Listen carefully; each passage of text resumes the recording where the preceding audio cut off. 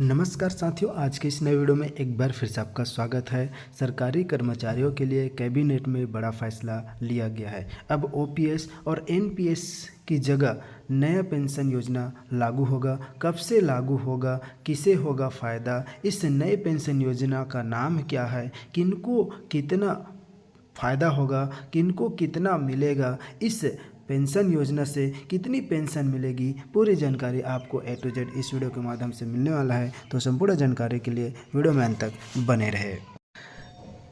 इस पेंशन का नाम क्या है? UPS pension scheme. आगे पूरी जानकारी मिलेगा। पेंशन योजना पर मोदी कैबिनेट का बड़ा फैसला। ओपीएस और एनपीएस नहीं, अब लागू होगी पेंशन की यह योजना।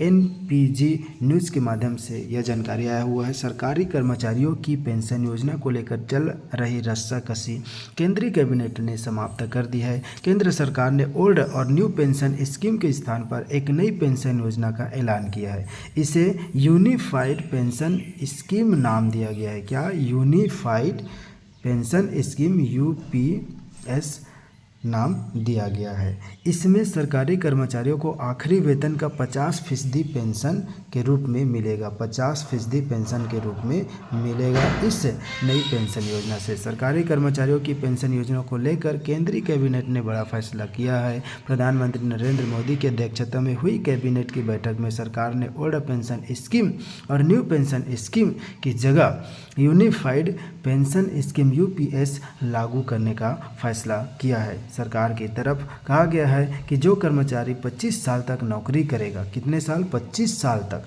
नौकरी करेगा, उसे पूरी पेंशन मिलेगी, मतलब 50% उनको पेंशन मिलेगा। यूपीएस स्कीम से 23 लाख केंद्रीय कर्मचारियों को होगा फ़ायदा। यह स्कीम 1 अप्रैल 2024 से लागू की जाएगी। किनको बोला? देखिए, केंद्रीय कर्मचारियों को फ़ायदा होगा। अभी स्टेट गवर्नमेंट इस पर क्या फ़ैसला लेती है अब आगे पता चलेगा, लेकिन यह केंद्रीय कर्मचारी बोला गया है। देखिए, यूपीएस स्कीम से 23 लाख केंद्रीय कर्मचारियों को फ़ायदा होगा, लेकिन जब केंद्र में लागू होगा तो ये सभी स्टेट में इस प्रकार की पेंशन योजनाएं लागू होने की पूरी संभावना है। यह स्कीम 1 अप्रैल 2025 से लागू की जाएगी। कैबिनेट की बैठक के बाद केंद्रीय सूचना प्रसारण मंत्री अश्विनी वैष्णव ने बैठक की जानकारी देते हुए कहा कि 10 साल सर्विस करने वाले को अब 10 साल, जो केवल 10 साल सर्विस करेंगे, उनको 10,000 रुपये का पेंशन मिलेगा।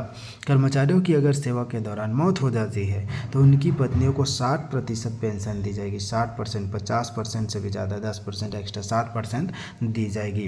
कर्मचारियों की तरफ से पेंशन के रूप में एश्योर्ड अमाउंट की मांग किया जा रहा था। यूपीएस के तहत कर्मचारियों को रिटायरमेंट के बाद 50% एश्योर्ड पेंशन दी जाएगी। यह रिटायरमेंट के पहले के 12 महीने की एवरेज बेसिक पे का 50% होगा। रिटायर होंगे उसके पहले के 12 महीने की एवरेज बेसिक पे का 50% होगा। कर्मचारियों को 25 साल की सेवा पूरी करने के बाद ही यह पेंशन मिलेगी, मतलब 25 साल सेवा पूरा करने पर 50% जो है आपकी लास्ट सैलरी रहेगा उसका मिलेगा। अगर किसी कर्मचारी की मौत हो जाती है तो इस स्कीम के तहत फैमिली पेंशन का प्रावधान होगा। इसके तहत मिल रही पेंशन का 60% परिवार को मिलेगा। अगर किसी परिवार कर्मचारी की सर्विस 25 साल से कम है, जैसे 10 साल है, 12 साल है, तो उसे 10,000 रुपये प्रति माह पेंशन मिलेगी। तो इस प्रकार यही अपडेट आप लोगों तक शेयर करना था। इसी प्रकार के अपडेट के लिए आप चैनल को सब्सक्राइब करके रख सकते हैं। तो मिलते फिर से एक वीडियो के साथ। Thank you for watching.